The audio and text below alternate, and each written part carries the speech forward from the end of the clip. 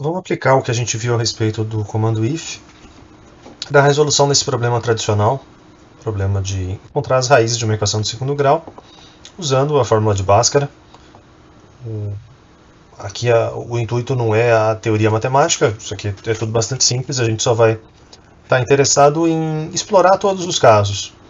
Então, a gente, quando pensa nesse problema, pensa inicialmente que existem duas alternativas, o caso de raízes positivas e raízes de delta positivo e delta negativo, ou seja, de raízes reais ou raízes imaginárias. Mas a gente, se analisar o problema com mais cuidado, pode ver que existem outras situações. Em primeiro lugar, se a gente simplesmente pedir para o usuário os valores de A, B e C, a regra geral da programação é que se você pede valores para o usuário vai fazer besteira mais cedo ou mais tarde.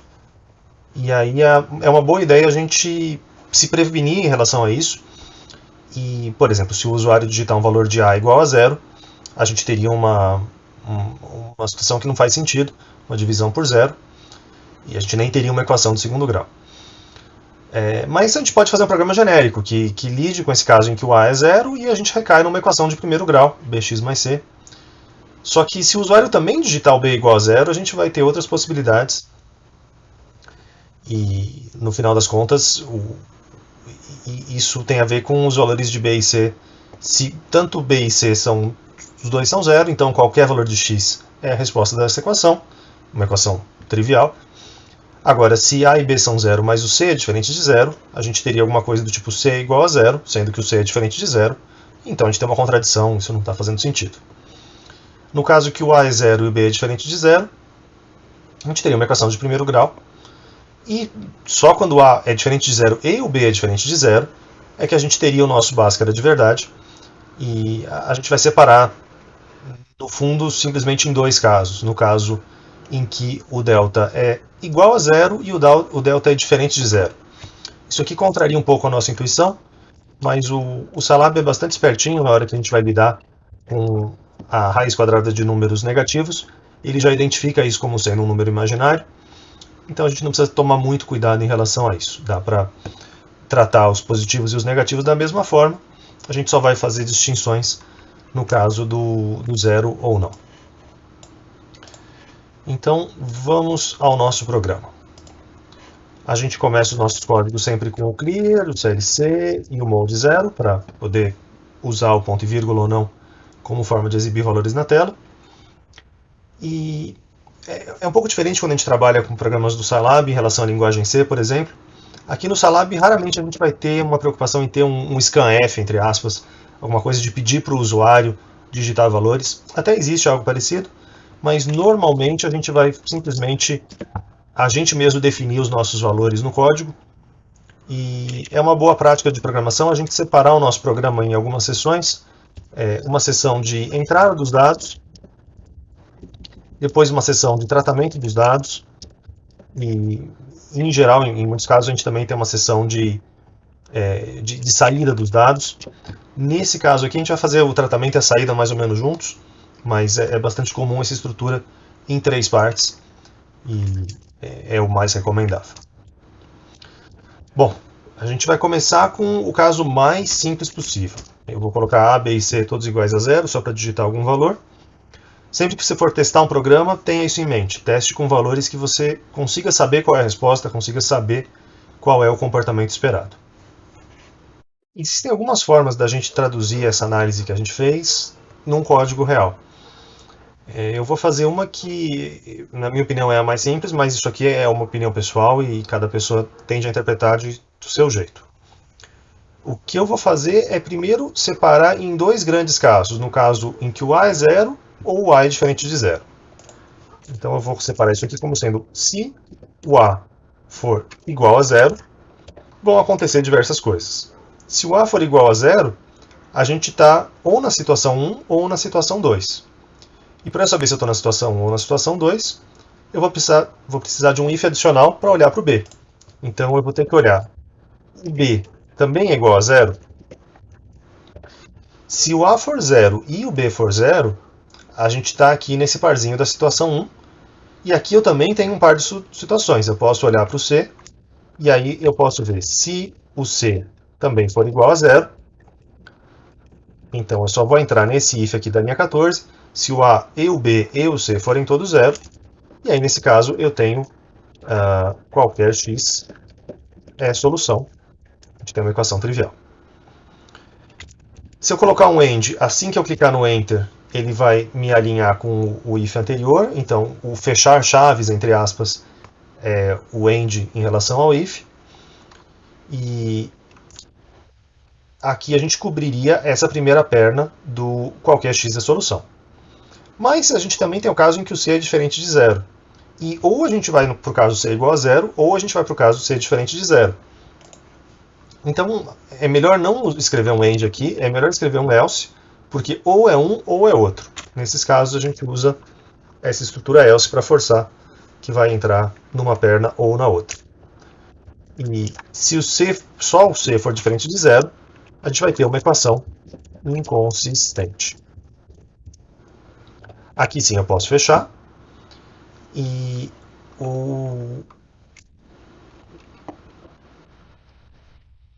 isso tudo aqui está acontecendo só quando o A e o B forem zero. Se apenas o B for diferente de zero, ou seja, o A continua sendo zero, mas só o B foi diferente de zero, eu vou ter um else em relação a esse if daqui, da linha 13.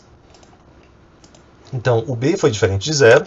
Se o B foi diferente de zero, a gente tem uma equação de primeiro grau, a gente pode passar esse B dividindo, e aí eu posso escrever o disp. Bom, eu vou primeiro calcular uma variável x igual a menos C sobre B.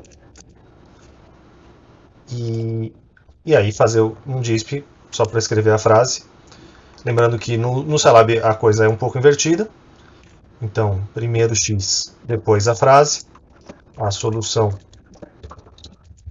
é simplesmente um... Em geral, a gente nem usa os disps, para ser bem sincero com vocês. O mais comum é só colocar o valor da própria variável. Mas aqui a gente está demonstrando também esse comando disp. Eu vou fechar esse if do A igual a zero com um AND por enquanto, porque eu quero testar o meu programa do jeito que está. É sempre uma boa prática a gente ir testando o nosso programa de pouquinho em pouquinho e não esperar escrever todo o programa para sair testando. Então vamos testar do jeito que está. Apertei o F5 para mandar rodar. Eu vou ter que salvar esse código como equação de segundo grau. E a gente vai olhar aqui no console o que está acontecendo. Se o A é 0, B é 0, C é 0, qualquer x é solução, como deveria ser. A gente pode testar os outros casos. Eu vou deixar as duas janelas aqui para a gente conseguir ver ao mesmo tempo. Então, se o A continua 0, mas o A e o B continuam 0, mas o C falhou, então eu vou ter uma equação inconsistente aparecendo, sucesso. Se o A e o B, se o A é diferente de 0, mas o B e o C não são, isso aqui é uma equação x mais 1 igual a 0, solução menos 1, então a solução é menos 1, está funcionando até aqui. Agora sim a gente pode prosseguir para o caso real de quando é realmente uma equação de segundo grau. Esse começo todo aqui foi mais um tratamento de erro do que o cálculo em si.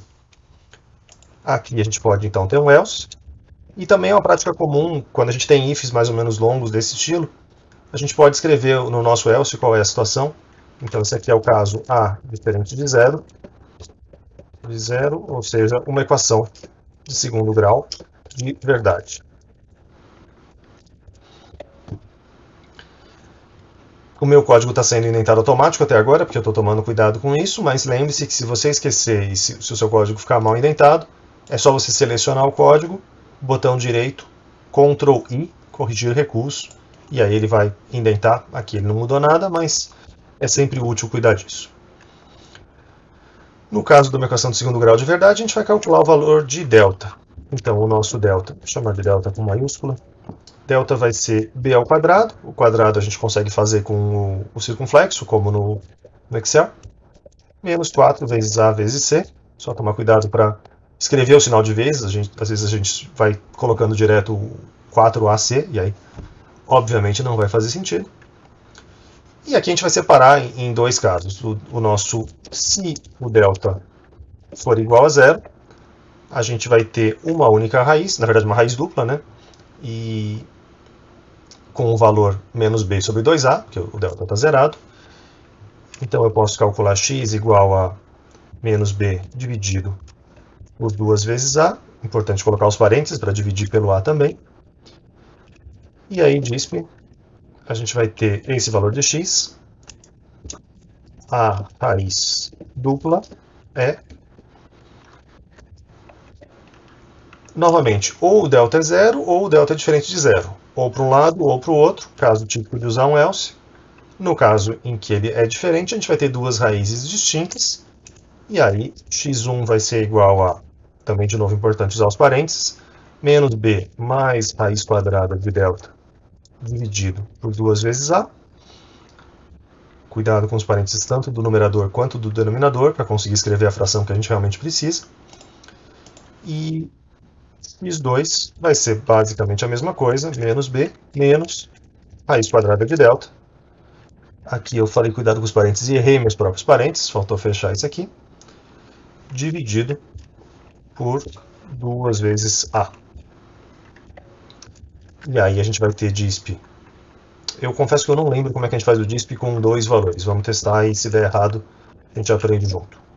DISP x1, x2. As raízes são.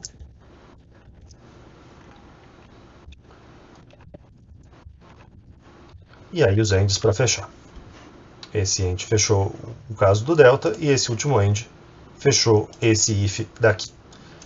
Eu vou tirar um pouquinho o zoom para demonstrar para vocês que o Scilab ele pinta de cores. Quando a gente tem vários blocos assim, a gente coloca o mouse no comando. Então eu coloquei o mouse aqui nesse else, ele está me mostrando o que está dentro, entre aspas, do else. Mesma coisa do if, está todo mundo dentro desse if. Vale para baixo também, quando você coloca no end, você consegue ver o que está considerado dentro daquele end. Aqui eu estou fazendo o tratamento e a própria saída junto, porque eu estou colocando os displays juntos, mas às vezes você vai ter programas em que você calcula o valor de x1 ou x2 com esse monte de if, ou com qualquer lógica que seja, e depois no final a gente teria uma comunicação com o usuário. Possivelmente seria até mais elegante, mas aqui no caso simples não tem grandes problemas. Vamos testar o nosso caso da equação de segundo grau, então a gente precisa testar com alguma coisa que a gente saiba a resposta, como sempre. Aí a tendência do aluno é colocar, por exemplo, 1x² mais x mais 1. E esse não é um bom caso, porque se você olhar na resposta, você teve uma resposta que você não sabe de cabeça se é realmente aquilo. Então é melhor a gente testar com casos que a gente conheça, tipo x² menos 3x mais 2. E aí a gente está vendo que as raízes são 1 e 2, dá para ver pela soma e produto, que as coisas estão funcionando bem. Dá para a gente testar também um caso x² mais 2x mais 1, um caso de raiz dupla, igual a menos 1, e aí também funcionando bem. E óbvio, você vai ter que testar algum caso em que o b² menos 4ac seja uma raiz que dê as raízes imaginárias, mas aí você faz a continha na mão e nesse caso você fica mais ciente. Você sabe que você está testando um caso em que de cabeça não está tão evidente assim qual é a resposta. A gente poderia trocar, por exemplo, colocar um valor grande para o A nessa situação, e aí você vai ter que fazer a continha e ver, bom, se o meu A vale 10, aqui o meu B ao quadrado continua sendo 4, 4 menos 40 vai dar menos 36, então eu vou ter um menos 6i aparecendo em algum lugar, dividido por 10, por 20, né, vai dar esse 0,3i. Então a parte imaginária aqui está fazendo sentido, mas óbvio que tem um pouquinho mais de esforço no caso desse. Em geral, começa testando pelos que são absolutamente evidentes e depois por aqueles que você consegue fazer a conta na mão e verificar o resultado por aí. A gente poderia ter colocado também uma separação entre raízes reais e raízes imaginárias, seria só um nível a mais de if, mas não é necessário. Pelo menos eu estou julgando que não é.